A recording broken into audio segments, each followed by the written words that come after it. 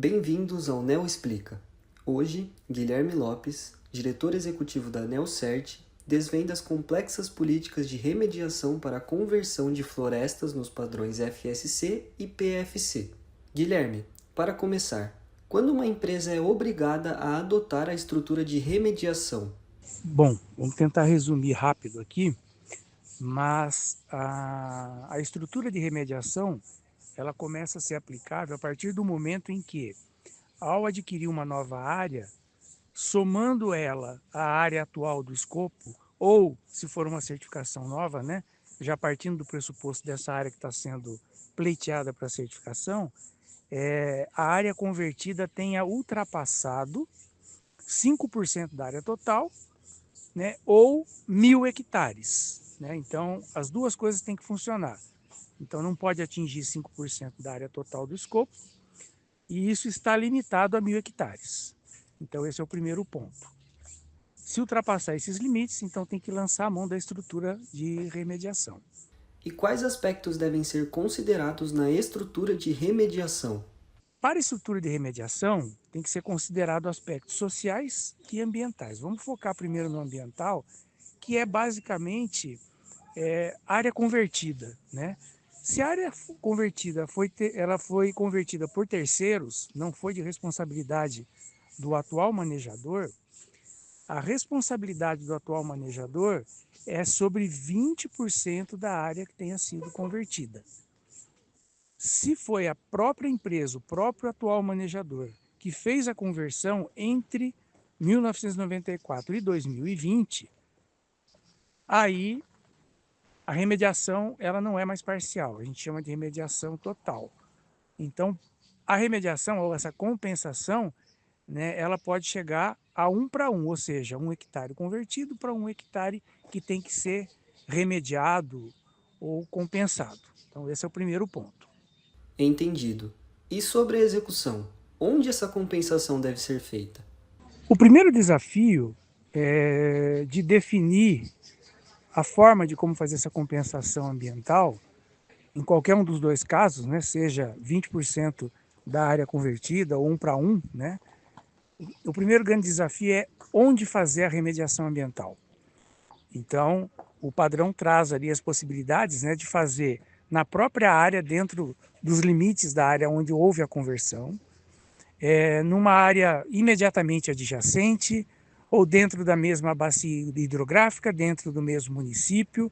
Então, não está claro aonde é que pode, mas existe ali uma ordem de priorização. Então, dentro da ordem de priorização, né, a primeira sugestão, ou vale mais, fazer a compensação no local exato onde houve a conversão.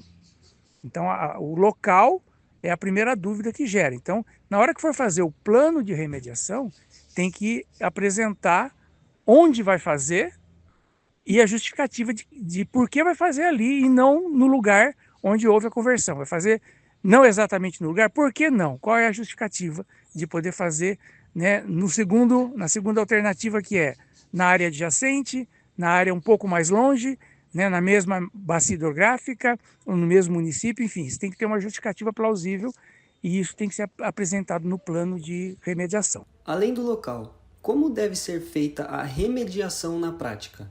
E aí, o segundo desafio, depois da localização onde fazer, é como fazer. Então, né, parte do pressuposto que a primeira ideia seria o quê?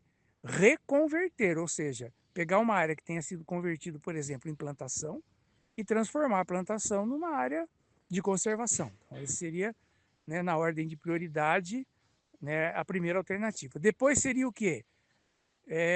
Alguma coisa que traga a questão da adicionalidade. E aí, quando a gente pensa em adicionalidade, a gente pode pensar, né, em usar um excedente, por exemplo, de reserva legal, né, dentro da própria propriedade, ou numa propriedade vizinha, ou numa propriedade na mesma microbacia, ou no mesmo município, né, ou até mesmo, né, isso não está claro que não pode, nem que pode, fazer essa compensação numa área de um vizinho que está precisando fazer uma recomposição, e aí você estabelece um contrato por um determinado tempo, sei lá, pelo menos 30 anos, que você vai estar responsável por fazer a manutenção daquela área e usá-la como remediação daquela área que tenha sido convertida.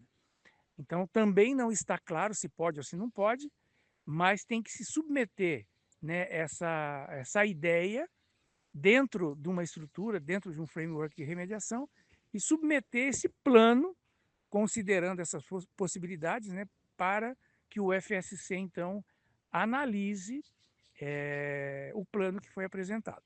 E quanto ao fator humano, como funciona a compensação social? Em complemento, tem a parte da compensação social, e aí fica um pouco mais difícil. Então, se houve algum tipo de dano ambiental, de dano social, né, algum tipo de impacto, então, também nessa estrutura de remediação tem que se definir, medir, né, qual é a dimensão desse impacto.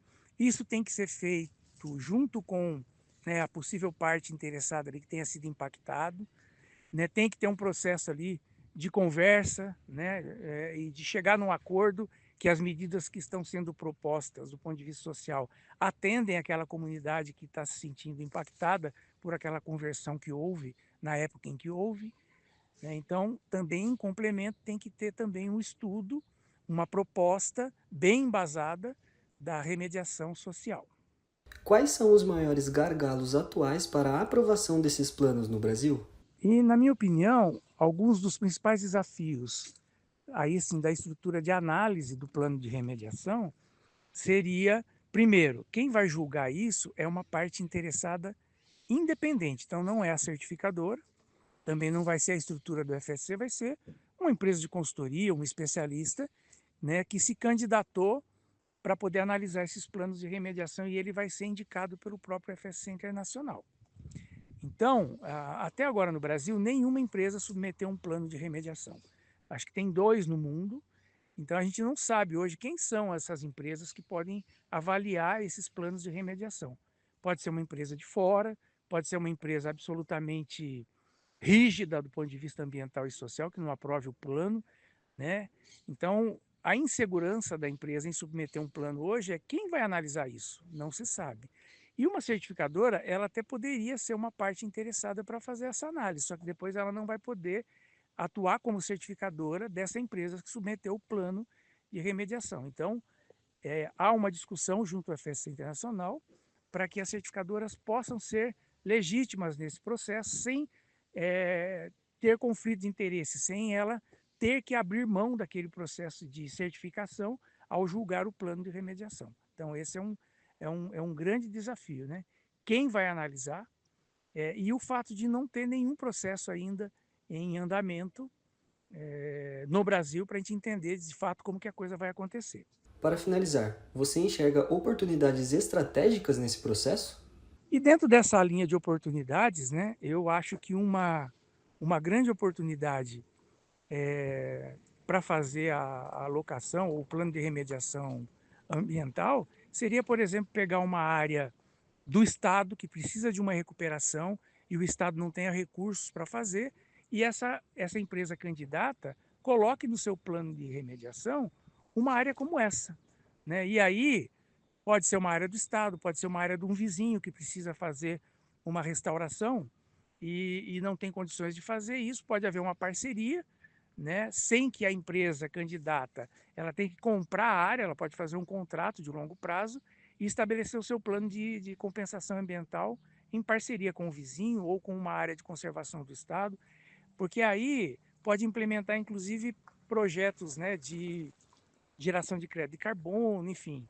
Eu acho que é uma oportunidade que não está descartada pelos procedimentos do FSC, mas também não se tem uma resposta afirmativa de que essa possibilidade existe ou não. Um abraço. Este foi Guilherme Lopes. Obrigado por ouvir o Neo Explica e até o próximo episódio.